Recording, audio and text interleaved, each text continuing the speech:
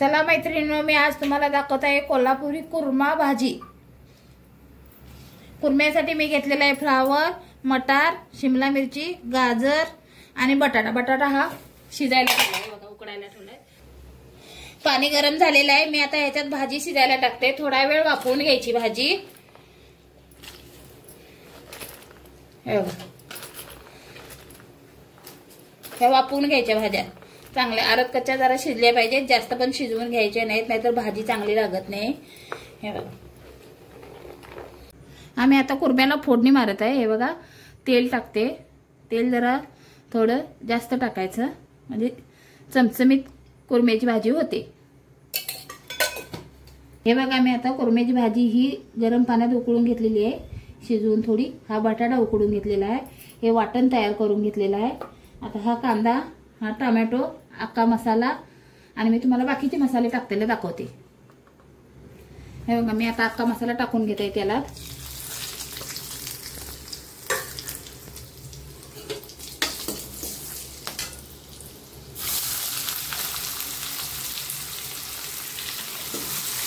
कांदा चांगला लालसर होईपर्यंत भाजायचा आपला।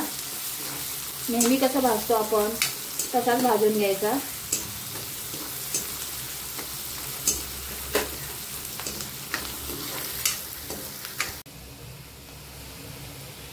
थोडीशी हळद टाकते। हळद जरा परतून घ्यायची। कांदा लाल झालाय बघा। आता मी टाकणार आहे टोमॅटो। टोमॅटो चांगला तेलात परतून घ्यायचा, चांगला मऊ होऊन शिजला पाहिजे कांदा। कांदा शिजला की भाजीला एकदम चव येते। टोमॅटो शिजला त्याच्यात की एक जीव झाला की। हा, मी तुम्हाला दाखवत आहे आता कुर्म्यासाठी लागणारं वाटण कसं तयार करते। वाटणामध्ये लसूण, आलं, कोथिंबीर आणि हे खोबरं, माझ्याकडे ओलं खोबरं नाही म्हणून मी सुकं खोबरं भाजून घेतलेलं आहे। आता हे मी बारीक करणार आहे मिक्सरला लावून। आम्ही आता हे भाजून घेतलेलं खोबरं टाकले आणि ह्याच्यामध्ये तुम्ही भिजत घालून काजू आणि खसखस हे सुद्धा घालू शकता वाटणामध्ये। आता मी घरात कशी बनवते ते तुम्हाला दाखवते। हे बघा, मी आता तिखट टाकते।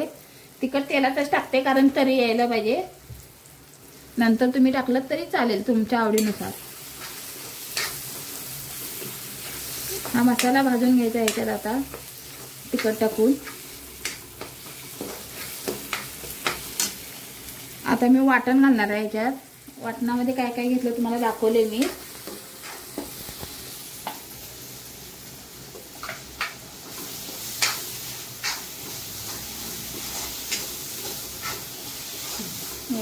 वाटण चांगलं परतून घ्यायचं, भाजून तेल सुटेपर्यंत भाजायचं। टाकते गरम मसाला।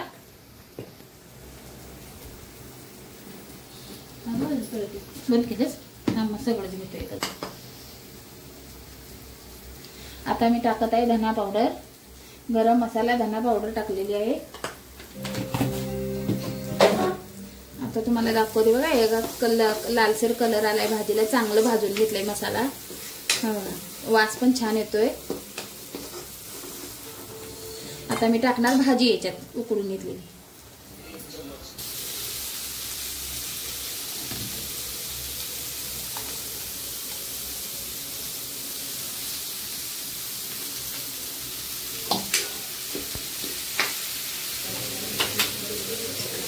भाजी चांगली परतून घ्यायची, याच्यात मसाल्यामध्ये मिक्स करून घ्यायची।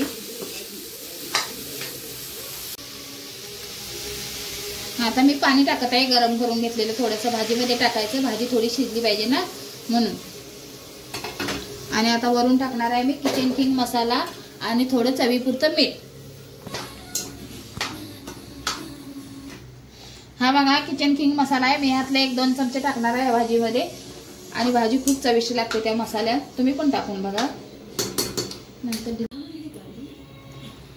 हा बघा, मी आता किचन किंग मसाला थोडा टाकत आहे आणि चवीनुसार थोडं मीठ टाकायचं।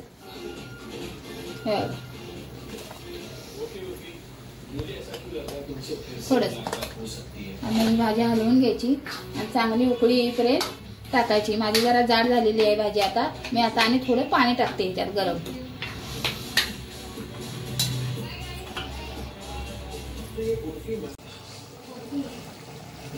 ही बघा तयार झालेली आहे आता कोल्हापूरची कुर्मा भाजी. तुम्ही पण करून बघा. जर आवडली असेल तर मला लाईक करा, सबस्क्राईब करा आणि कमेंट पण करा.